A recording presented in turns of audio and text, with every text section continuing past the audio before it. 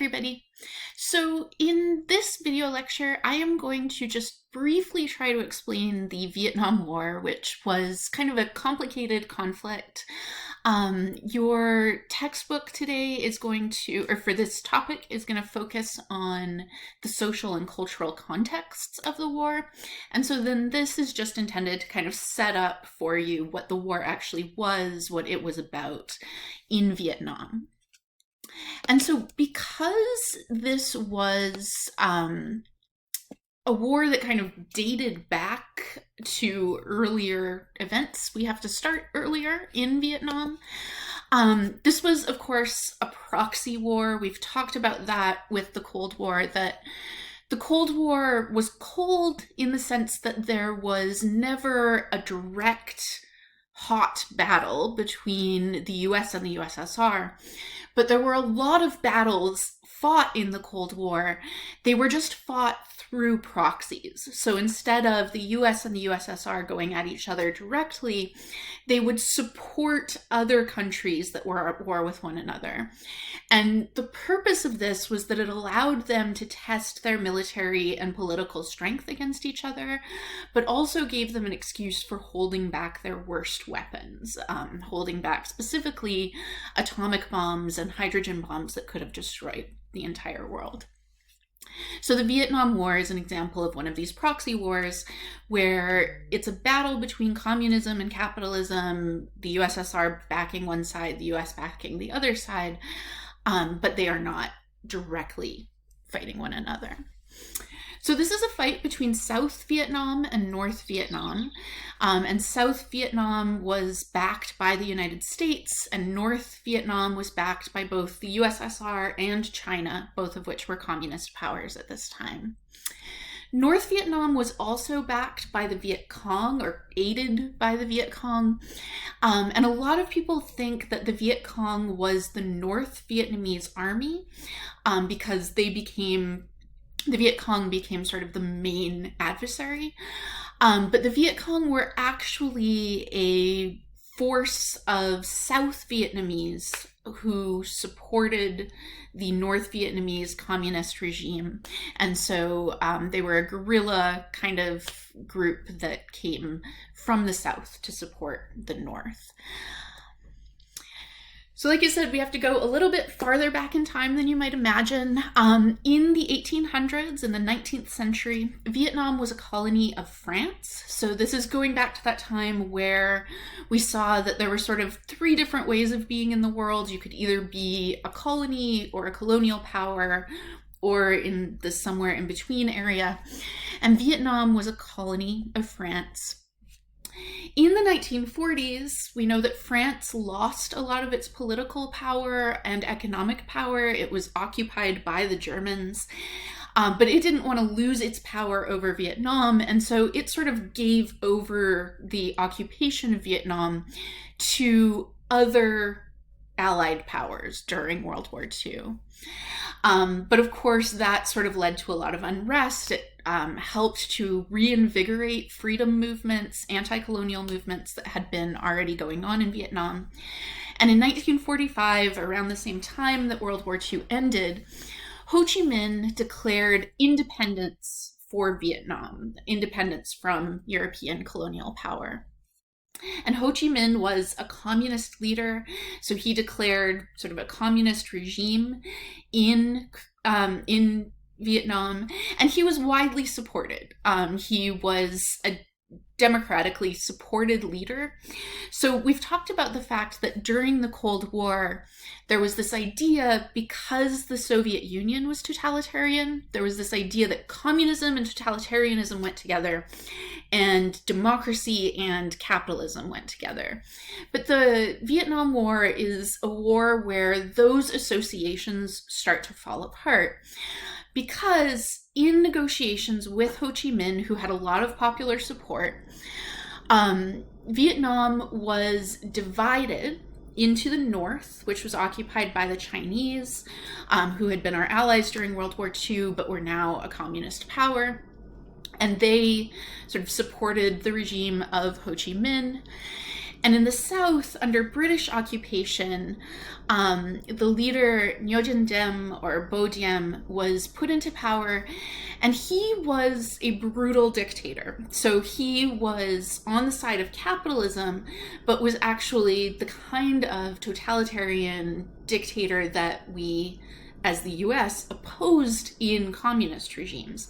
And this is something that we began to see more and more through the late Cold War, was that the US cared much more in a lot of places in Latin America and in Asia and in Africa about supporting capitalist regimes even if they were totalitarian. So that kind of association between capitalism and democracy versus communism and totalitarianism was not as clear-cut as Cold War rhetoric would have us believe. The other thing we need to understand about the Vietnam War is not only were its roots sort of further back in history than we might imagine, but it was a much longer war than we might imagine. We often think about it as just kind of happening in the 60s and 70s, but the United States became involved in Vietnam not in a war, but in Vietnam, in what would become the Vietnam War, as early as the 1950s under President Eisenhower. And the presidents here are color-coded according to their party. It doesn't really matter in this case, but just for the sake of information, red, of course, being Republican and blue being Democrat.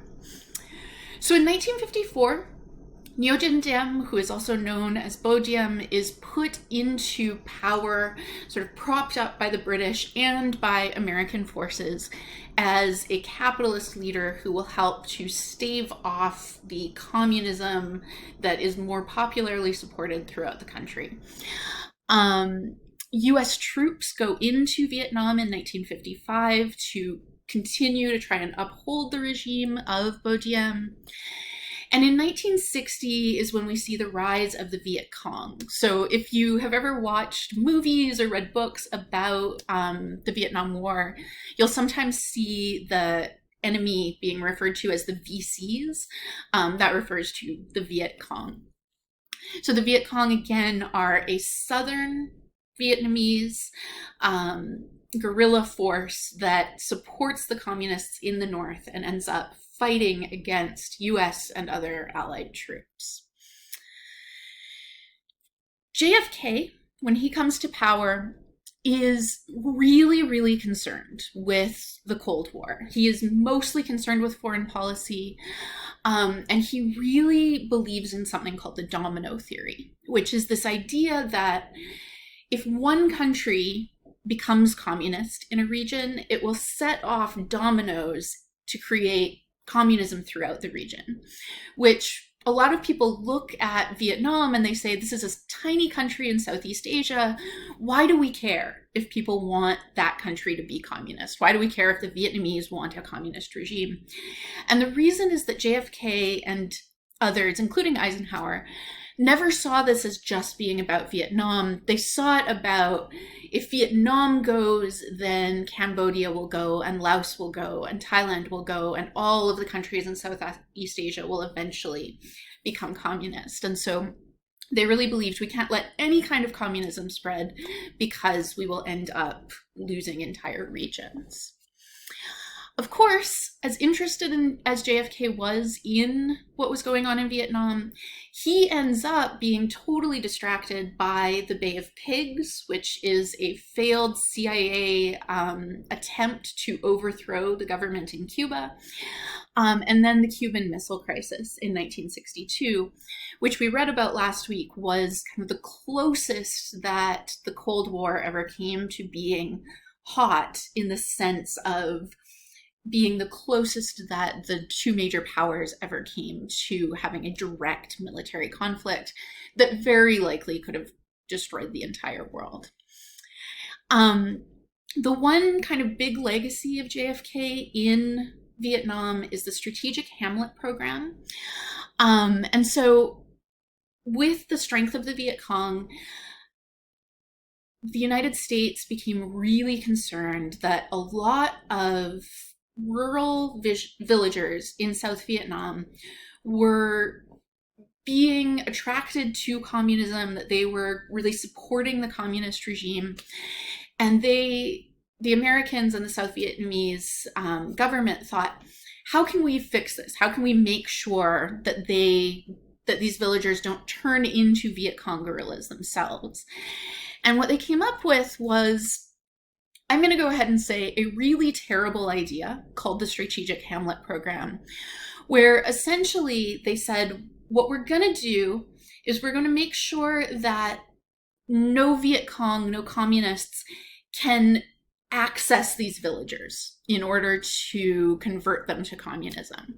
So what we're going to do is we're going to take their villages and we're going to essentially lock them in. We're going to build these fences that cannot be overcome. We will bring them food and supplies, but they can't leave and nobody can get in. So essentially creating camps around existing villages. And in a lot of cases, the forces would go in and would burn the fields around the villages, which were the livelihood of these villagers, in order to make sure, first of all, that the villagers would be reliant on the government to bring them supplies, and also to make sure that the communists would not be attracted to the area because there'd be no resources there. And so the idea was to stop these villagers from being converted to communism through direct conversation with communists. But you don't need people to have direct contact with your enemies if you are personally going in and imprisoning them and taking their livelihood. It turned out that the Strategic Hamlet Program became one of the strongest reasons that South Vietnamese villagers ended up supporting the cause of the communists against the United States and South Vietnam. So almost at precisely the same time that JFK was assassinated in Texas in 1963, Diem was executed by his own forces through a military coup. And we Americans, the government, not regular Americans, but the American government knew that things were bad under Diem. They knew that he was killing his political adversaries, that he was disappearing people. And they knew that people were unhappy, but they did not know how unhappy, and they were not expecting this execution. So Johnson takes the presidency kind of unexpectedly after JFK has been assassinated, and suddenly has to deal with even more unrest in Vietnam than he had expected. And so it's under Johnson that the Vietnamese situation really turns into a war. We have a situation in the Gulf of Tonkin where one U.S. ship comes under fire from a Vietnamese ship. And it turns out later that that was probably not a direct attack, that it probably had to do with the Vietnamese ship thinking that they were under attack. At some point, there's a report that 2 U.S. ships were under fire. Later, turns out that the second ship never existed. And it's probable that Johnson knew that the reports coming out of the Gulf of Tonkin were exaggerated, but he also believed that it was necessary to step up the war in Vietnam in order to, he hoped, end it more quickly. And so he used these reports coming out of the Gulf of Tonkin to create what was called the Tonkin Resolution, which was essentially, he went to Congress and he asked for permission not to go to war, but to do basically everything except declare war. He asked to be able to raise a military, to send in more military, to do things, actions that would have been considered acts of war, but to basically not call them a war. He's not declaring war, but he's kind of going to war. And that's one of the things that makes the Vietnam War so complicated, is that war is never actually exactly declared. And so it's hard to say exactly what we're doing there, which means it's hard to say exactly how we will end our involvement there. So immediately following the Tonkin Resolution, Johnson starts Operation Rolling Thunder, which is kind of what it sounds like. It is a massive bombing campaign with the intention of overwhelming the North Vietnamese forces and hopefully, he thinks, ending the war quickly. He hopes that the war will be over within a year or 2 years. And by 1968, it kind of looks like it's going okay. And then we have the Tet Offensive in 1968, which is a surprise attack, multiple coordinated surprise attacks across Vietnam against US forces on the Vietnamese holiday of Tet. And that kind of turns the tides of the war to a certain extent, but it also turns cultural feeling about the war in the United States and makes people really unsure that this is going to be something quick, that this is something winnable. And the other thing that really makes a difference at this time is that we start to see reports coming out of massacres and war crimes because this is a guerrilla war and the Viet Cong are not necessarily outfitted as soldiers. They often look like civilians. The United States has used that as an excuse to massacre civilians, and including often children. And as people become more aware of that, sentiment turns against the war. And so we're going to watch a really quick video here. This is Walter Cronkite, who was sort of the trusted news source in the United States at this time. There were still only 4 major TV networks. There were 4 channels, and everybody kind of watched the same channels. Everybody kind of got the same news. And at this time, CBS News had the biggest ratings. Basically, whoever you were, whether you were Republican or Democrat, whether you were urban or rural or whatever, most Americans sat down at 6 p.m. and watched the 6 o'clock news with Walter Cronkite. And they were used to hearing just a very sort of straight up report. Here are the facts. Here is what happened. And after news broke about some of these massacres in Vietnam, Walter Cronkite went on the news and made an impassioned speech, which to us, we are used to news reporters having emotions and having interpretations. This was a very weird thing. For it seems now more certain than ever that the bloody experience of Vietnam is to end in a stalemate. But it is increasingly clear to this report that the only rational way out then will be to negotiate, not as victors, but as an honorable people who lived up to their pledge to defend democracy and did the best they could. That was Walter Cronkite 50 years ago tonight. 33 days. Right. So, as he was about to say, just 33 days later, President Johnson announced that he would not run for re-election. He had had 1.5 terms already because he came to power after JFK's assassination, but he basically saw the writing on the wall and said, I know I'm not going to be re-elected, so I won't run. Which brings in President Nixon, who ran against the Democratic nominee, Hubert Humphrey, in 1969, who ran as the peace candidate, who said, I can end this war in Vietnam, which was a little bit ironic because he had sent people to peace talks. There were peace talks in Paris between Johnson and the USSR and the North Vietnamese.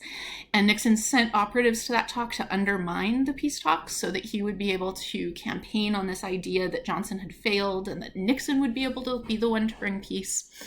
That is the kind of guy Nixon was, as we are going to see in a second in the next lecture.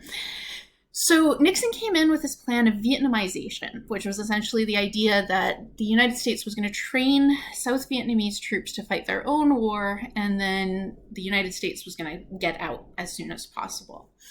And he tried to put this plan into place, and that was sort of the public face of Nixon's war. But again, secret documents leaked that showed that Nixon had also been committing war crimes by conducting bombings that sometimes bombed places in Laos and Cambodia, which were next to Vietnam, which were not combatants in this war. He argued that it was necessary to do that because the border between North Vietnam and South Vietnam was so small that it was necessary to send American troops through Cambodia and Laos in order to get into North Vietnam, and that sometimes there were casualties of civilians in those countries. People were not super impressed with that from the peace candidate, and Nixon lost a lot of support there. It was also under Nixon that the draft came into place. So the draft had begun under Johnson. Johnson had been sort of supportive of the idea of a draft, but it was under Nixon that the draft actually started. And so as much as Nixon wanted to be remembered as the person who ended the Vietnam War, he ended up getting a lot of heat for being the person who made it worse. Johnson also got a lot of criticism for making it worse. That was intensified in 1971 when the Pentagon Papers leaked. These were a lot of documents that showed United States involvement in Vietnam, that showed sort of classified documents about what had been going on in Vietnam, and really made the American people aware on a new level of the war crimes that had been committed under every president, not just Nixon and Johnson, but that the government had been lying from the beginning to the American people about the extent of our involvement in Vietnam and the extent of the atrocities that had been committed there. So in 1973, we have renewed peace talks in Paris between the United States, the USSR, and Vietnam. And in sort of an ironic turn of fate, those are mostly negotiated under Nixon on the American side, but then Nixon, for reasons we'll talk about more in another lecture, is forced to leave office or resigns in 1974 under the heat of the Watergate scandal. And so the Vietnam War actually officially ends under his successor, Ford, when we see complete withdrawal in 1975. And so one of the main legacies of this war was an increased distrust of the government and of military leaders by the United States people. We saw after World War II that there was a huge support for the army in particular and the military in general, so much so that it was going after the army that helped to bring down Joseph McCarthy. And you can see sort of over the course of the Vietnam War, you have increasing sentiment going from just over 20% to over 60% of Americans saying that the war in Vietnam was a mistake. It's very distinct from how people felt about World War II, as we saw. And the trust or confidence in military leaders going from well over half, 62%, to a low of 27%, just over a quarter, and sort of coming in at only about a third of Americans having a great deal of trust in the military. And so it's that cultural sea change that also really matters about this war, is the shift in the American perception of our leadership. All right, so you're going to read more about social and cultural contexts, and hopefully this helps you to kind of understand the framework of how those contexts were responding to this war. If you have any questions or comments, of course, please feel free to ask them, and I will answer.